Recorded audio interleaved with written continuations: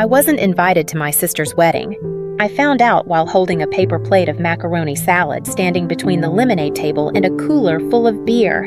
It was June, hot enough that the plastic forks bent when you tried to scoop potato salad.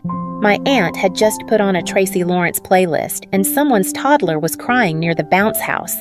It was my cousin Jenny who said it. She'd just walked over from the grill, flipping her hair out of her face with one hand, a hot dog in the other. So, she said cheerfully, "Are you flying out for Maddie's big day, or just driving in?" I blinked. "What big day?" She laughed, thinking I was being sarcastic. "The wedding, silly. She's finally marrying that guy with the hair gel." "James, right?" I smiled like I knew exactly what she meant. "Oh, yeah, right." Then I excused myself to go check on the deviled eggs, which was code for sitting in my car with the AC on high and trying to breathe through the strange, sudden silence in my chest. Madeline was my baby sister. I helped raise her after Dad died. I held her hair back when she got sick at her first college party and wired her money more than once when she forgot rent was due. I was the one who mailed her a weighted blanket during her first panic attacks and the one who stayed on the phone with her the night she thought James was cheating. And now she was marrying him, with floral arrangements and a venue and apparently a guest list. That didn't include me. I sat in my car for 10 minutes trying to decide if I was hurt, angry, or just tired. The answer was yes, to all three. Inside the house, someone had cut into the strawberry sheet cake. From the window, I could see Jenny chatting with my mother, who wore her usual soft blue summer dress and looked perfectly composed, as if everything in the world was just the way it ought to be. I looked at the plate in my hand. The macaroni was sweating in the heat. They'd planned a wedding my sister didn't even mention, and somehow I was the only one who looked surprised. I waited 2 days before I called my mother. It wasn't because I needed time to calm down. I wasn't angry exactly. I wasn't even looking for an apology. I think I just needed to hear her say it out loud that they'd planned all of it without me. She picked up on the second ring. "Hi, honey," she said in that warm, efficient voice she used with store clerks and church volunteers. I could picture her in the kitchen wiping down the counter with a dish towel phone nestled between her cheek and shoulder. "Everything all right? I just have a quick question," I said, trying to keep my tone light. "Is Maddie getting married?" A pause, a breath, the sound of a refrigerator closing. "Well," she said, as if I'd asked whether the mail had arrived. "Yes. Next month, actually. We didn't know if you'd be free."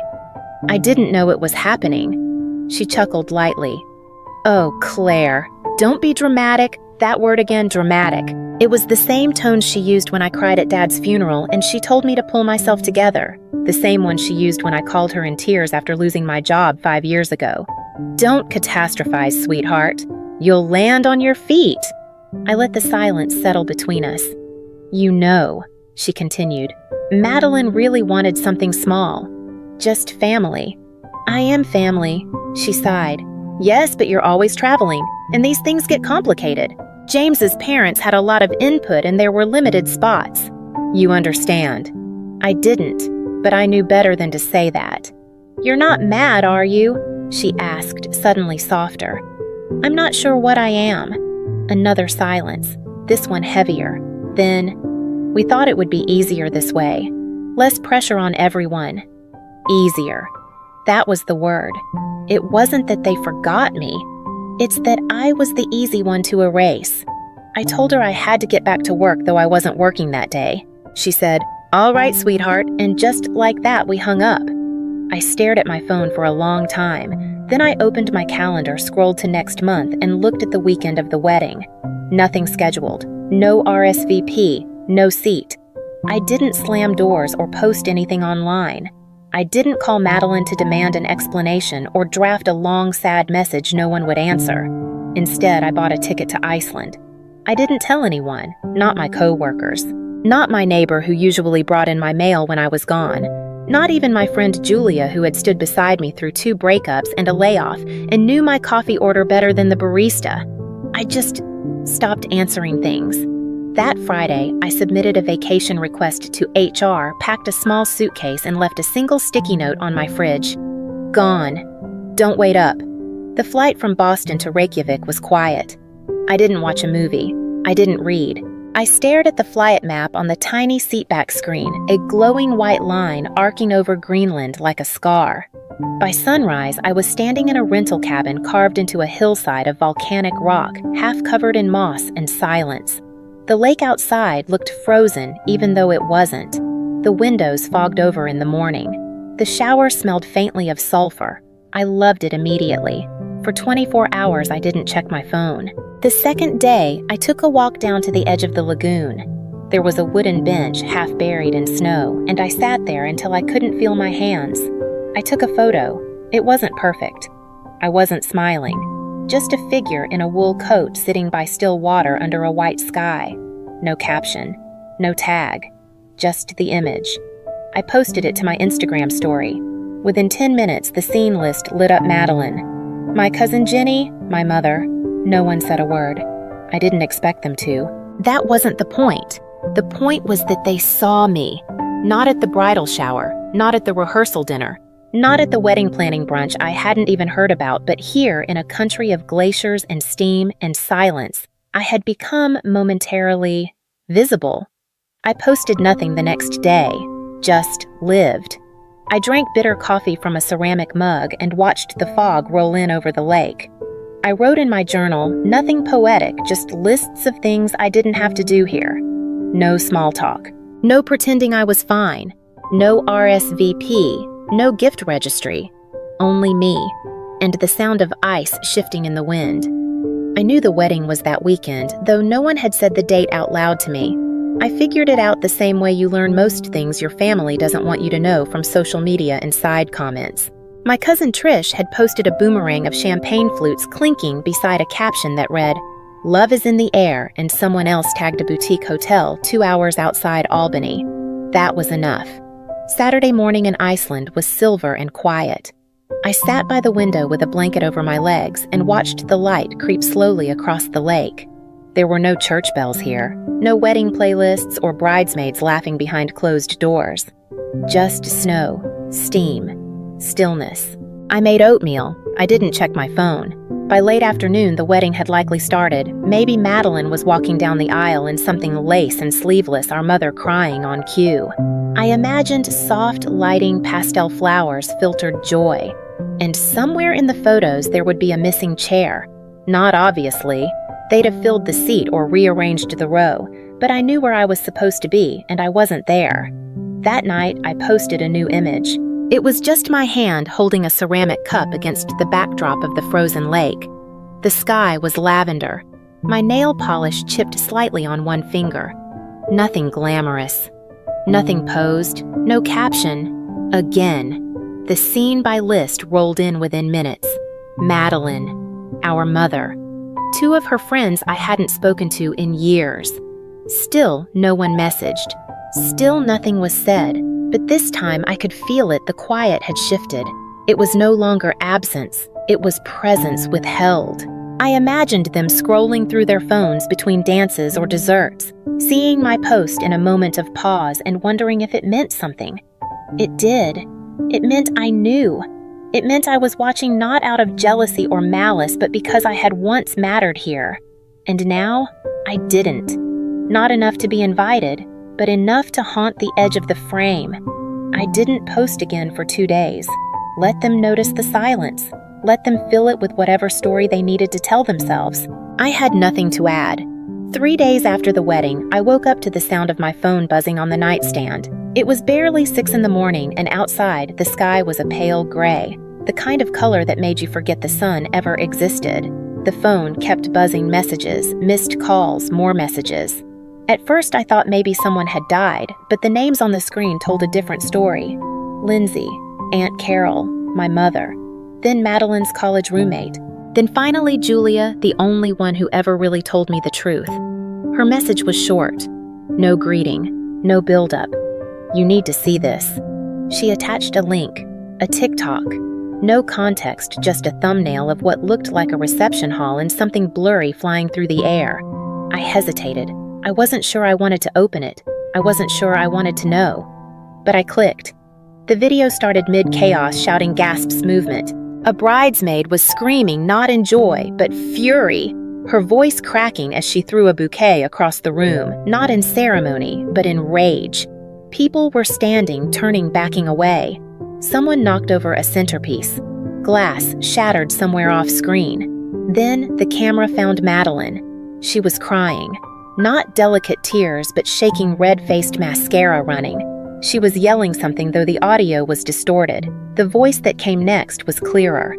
"You were my best friend, Maddie. My maid of honor, and you were sleeping with him the whole time."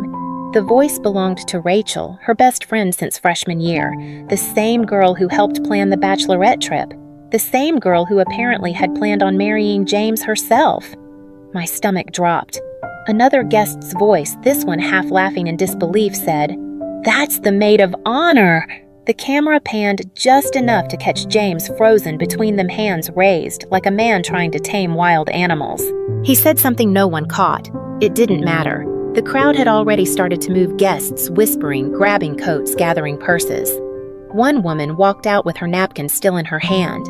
The video ended with Madeline sinking to the floor. I watched it twice. Then I turned my phone over and stared at the ceiling of my cabin. The wood beams creaked in the cold. Somewhere outside, a bird made a sound I couldn't name. The buzzing started again. Voicemails, missed calls, new texts piling on top of the old.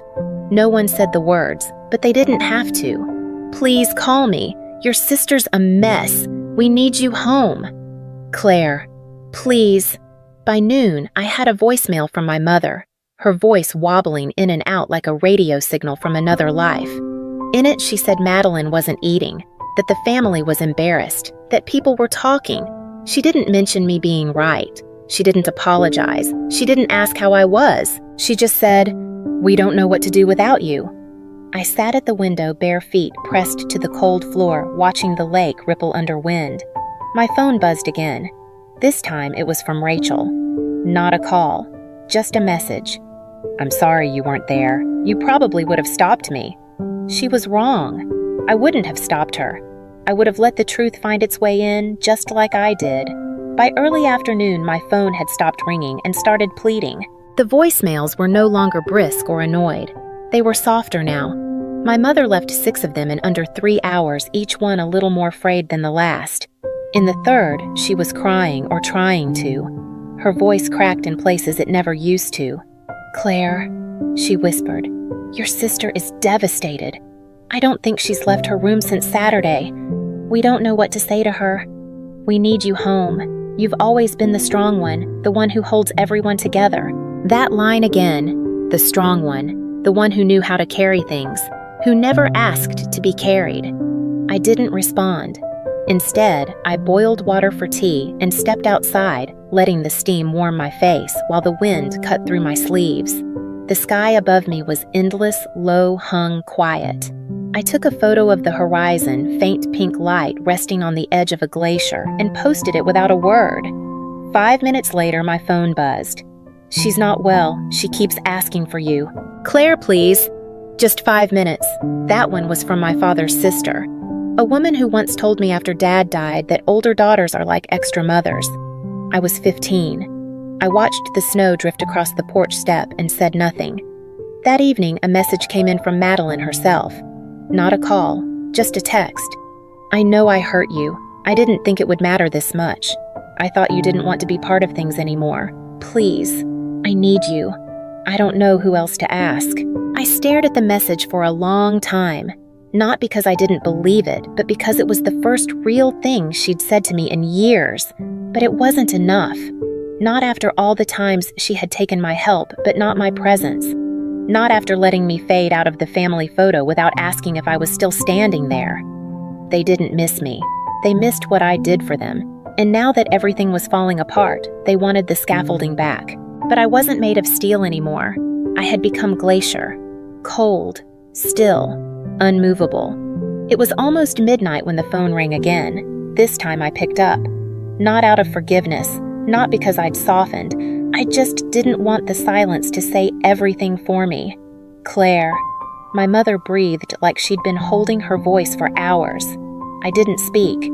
She waited, then filled the space the way she always did, with explanation disguised as care. "She's not doing well," she said quietly. "Madeline, she's She barely eats. She doesn't come downstairs. She keeps asking if you've responded. I could hear the clink of something ceramic in the background. Her kitchen, most likely. Probably the same blue teacup she always used when she needed to appear gentler. I wish you were here, she added. I looked out the window of my cabin. Outside, the lake had turned to glass. The sky was low and endless, the kind of cold that made sound feel smaller. I said finally, for years. You just didn't see me. There was a pause, not defensive, not quick, just still. I didn't know you felt that way, she said, her voice thinner now. You never said. No one asked. She let out a breath, not quite a sigh, just the sound of realizing there's no script left that still works. I'm sorry, she said, but it came out like a question. I didn't answer. Somewhere in the silence, she understood, because for once, she didn't try to fix it. No excuses, no soft rewrites of history. Just the sound of her breath, the faint chime of a clock in the background, the quiet of two people realizing something had ended a long time ago. And this was just the echo. Are you coming home? She asked after a while. I looked around the room. The wooden floor, the wool blanket on the chair, the sound of wind against the windows. Everything simple. Everything mine. No, I said gently. I think I'm finally home. We didn't say goodbye. We just let the call fade. I sat there a while, listening to the quiet. It didn't hurt anymore. It didn't comfort me either. It just felt true. The next morning, I woke early. The cabin was still the kind of stillness that doesn't ask anything from you. I wrapped myself in a thick sweater and stepped onto the back deck. The lake below was smooth as glass, reflecting the pale gold of a rising sun. The sky stretched wide and empty, and for once, that emptiness felt like peace. I made tea, scribbled a few lines in my journal, then pulled out the thick stationery I'd brought from home, but never used. I wrote one letter. Short, plain. No accusations. No lists of what had been done or left undone. Just this. I hope you find peace. I hope you tell the truth. I hope next time the invitation comes before the apology. Claire. I signed it with my full name, folded it carefully, addressed it to the house I grew up in, no return address. I walked into town later that day and dropped it in a red post box near a bakery that smelled like cardamom and ash. The man behind the counter nodded as I passed, recognizing me from the morning before. Cold today, he said. I smiled. Not as much as yesterday. On the way back, I stopped by the edge of the lagoon. A single bench faced the water. I sat for a while sipping coffee from a paper cup, watching the steam rise and disappear. My phone was still in my pocket, untouched. When I returned to the cabin, I posted one last photo. A chair, wooden empty, framed by snow. Beyond it, the lake. No caption, but I knew they'd see it. Not because they followed me, but because people always notice what's missing once it's too quiet for too long. That night, I didn't check messages. Didn't scroll. Didn't wonder what they were saying back home. Instead, I made soup, lit a candle, pulled a blanket across my lap, and read the same page of a book 3 times, not because I was distracted, but because I wasn't in a hurry to leave the quiet. There was no victory in this. Just clarity. No closure. Just space. And for the first time in years, I didn't feel erased. I just felt still.